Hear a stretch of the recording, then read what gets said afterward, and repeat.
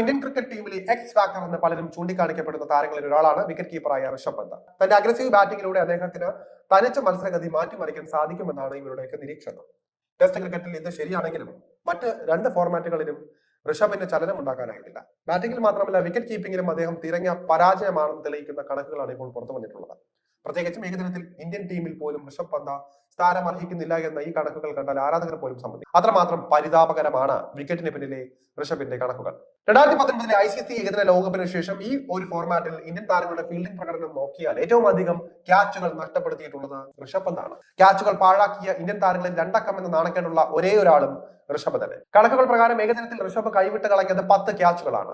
20 ക്യാച്ചുകൾ എടുത്ത് അദ്ദേഹത്തിന്റെ ക്യാച്ച് എടുക്കാനുള്ള ശേഷി 66.70% കാണാൻ സാധിക്കും. ഇത്രയും അധികം ക്യാച്ചുകൾ ഏകദിനത്തിൽ പാഴാക്കിയ ഒരു താരം എങ്ങനെ ചാമ്പ്യൻസ് ട്രോഫിയിൽ ഇന്ത്യൻ വിക്കറ്റ് കീപ്പറായി ടീമിലെത്തി എന്നതാണ് ആശ്ചര്യപ്പെടുത്തുന്ന കാര്യം. ചാമ്പ്യൻസ് ട്രോഫിയിൽ ഇന്ത്യക്ക് വേണ്ടി ഒരു മത്സരത്തിൽ പോലും കളിക്കാൻ ഋഷഭ് പന്തിന് അവസരം ലഭിച്ചേക്കില്ല. പകരം KL രാഹുലായിരിക്കും ഫസ്റ്റ് ചോയ്സ് വിക്കറ്റ് കീപ്പറായി നറുക്ക് വീഴുക എന്നാണ് വിവരം. ഇപ്പോൾ നടക്കുന്ന ഇംഗ്ലണ്ടുമായുള്ള ഏകദിന പരമ്പരയും ഇക്കാര്യം തന്നെയാണ് സൂചിപ്പിക്കുന്നത്. ആദ്യത്തെ 2 മത്സരത്തിലും ഋഷഭിനെ വാട്ടർ ബോയ് ആക്കിയ ഇന്ത്യ പകരം രാഹുലിനെയാണ് വിക്കറ്റ് കീപ്പിംഗ് ചുമതല ഏൽപ്പിച്ചത്.